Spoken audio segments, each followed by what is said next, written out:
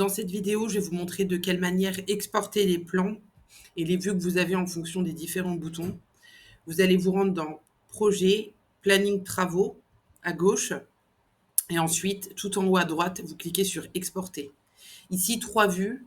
Il faut savoir que les vues actives portrait paysage sont exactement les mêmes. En fait, ce que ça signifie, c'est que vous allez avoir l'export de ce que vous avez à l'écran. Donc là, j'ai un zoom avec une quinzaine de jours à l'écran. Si je veux avoir plusieurs semaines, je le réduis et ça me permet d'avoir une meilleure vue. Donc, je clique sur vue active, portrait ou paysage, ça va vous donner exactement la même chose. Et le résultat que vous allez en obtenir, c'est voilà, un planning imprimable en vue paysage. Vous pouvez reporter, dupliquer votre vue sur plusieurs semaines. Il vous suffit juste de défiler sur l'écran.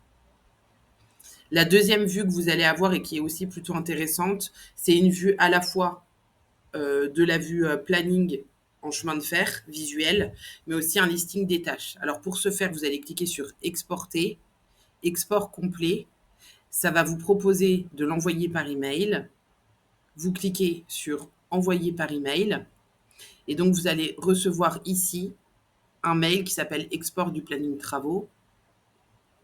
Consultez le document et donc vous allez avoir un rapport sur lequel vous avez la première page d'information de votre chantier, le listing complet des tâches avec leur statut. Donc là, on voit à faire, en cours, problématique.